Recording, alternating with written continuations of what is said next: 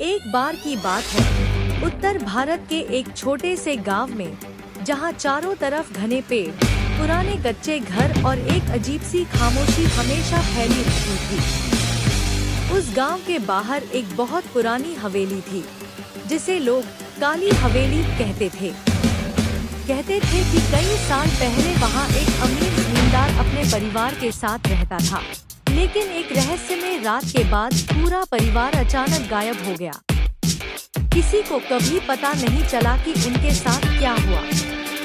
तब से वह हवेली खाली पड़ी थी, पर गांव वाले कहते थे कि रात को वहां से अजीब आवाजें आती हैं, कभी रोने की, कभी हंसने की और कभी किसी के कदमों की।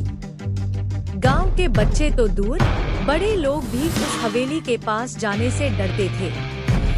एक दिन शहर से एक युवक अर्जुन अपने चाचा के घर गांव आया। अर्जुन पढ़ा लिखा था और भूत प्रेत की बातों पर बिल्कुल विश्वास नहीं करता था। जब उसने काली हवेली की कहानी सुनी तो वह हंस पड़ा और बोला, ये सब लोगों की कल्पना है, कोई भूत प्रेत नहीं होते।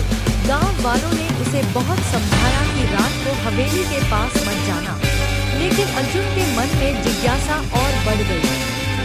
उसी रात उसने तय किया कि वह खुद जाकर सच्चाई पता करेगा। आधी रात के करीब, जब पूरा गांव सो चुका था और चारों तरफ सन्नाटा था, अर्जुन एक टॉर्च लेकर हवेली की तरफ चल पड़ा। जैसे जैसे वह हवेली के करीब पहुंच रहा था, हवा ठंडी और भारी होती जा रही थी। पुराने पेड़ों की शाखाएं हवा में ऐसे हिल रही थी जैसे कोई फुसफुसा रहा हो।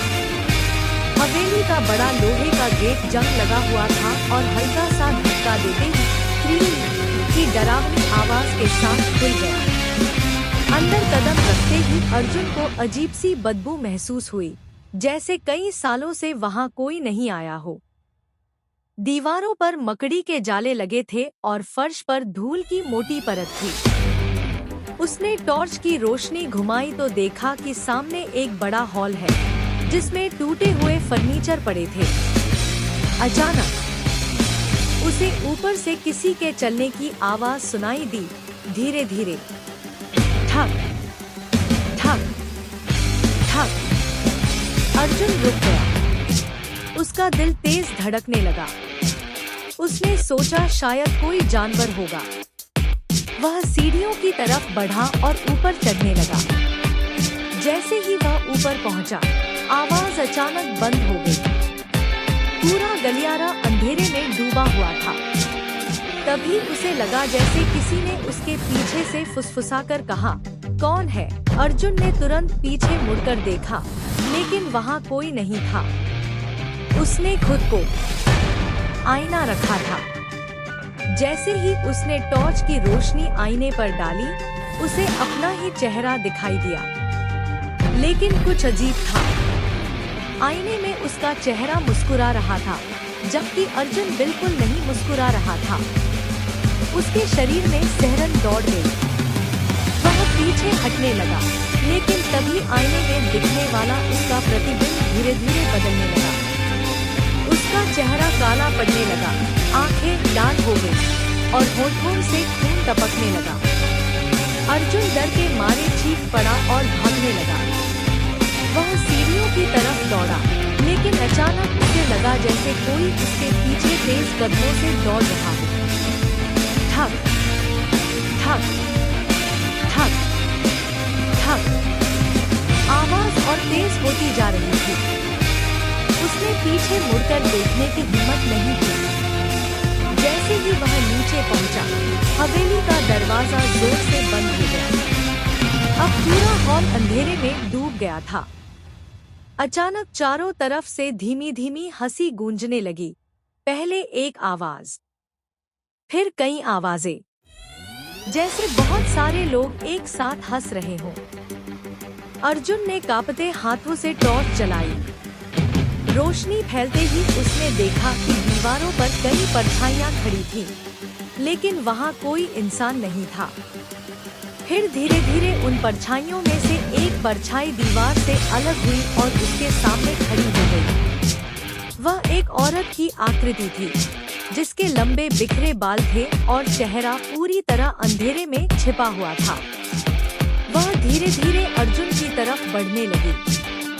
अर्जुन पीछे हटता गया, लेकिन पीछे दीवार आ गई। औरत उसके बिल्कुल सामने आकर रुक गई। फिर उसने धीरे धीरे अपना चेहरा ऊपर उठाया। उसका चेहरा भयानक था, आंखें पूरी तरह सफेद, होंठ फटे हुए और गालों पर सूखे खून के निशान। वह धीमी आवाज में बोली, तुम यहाँ क्यों आए हो?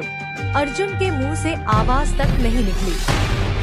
तभी अचानक वह औरत जोर से चीखी और पूरे हॉल में हवा का तेज झोंका चलने लगा। सारी खिड़कियां अपने आप खुलने बंद होने लगी। अगली सुबह गांव के कुछ लोग हवेली के पास से गुजरे तो उन्होंने देखा कि हवेली का गेट खुला हुआ है। अंदर जाकर देखा तो फर्श पर अर्जुन की टॉर्च पड़ी थी, लेकिन अर्जुन कहीं नहीं था। उस दिन के बाद से गांव वालों ने कहना शुरू कर दिया कि अब हवेली में सिर्फ पुराने भूत ही नहीं रहते, बल्कि एक नया साया भी जुड़ गया है। और कभी कभी रात के सन्नाटे में हवेली से एक युवक की डरावनी चीख सुनाई देती है, जो मदद के लिए पुकार रहा होता है, लेकिन वहां जाने की हिम्मत आज तक किसी ने नहीं है।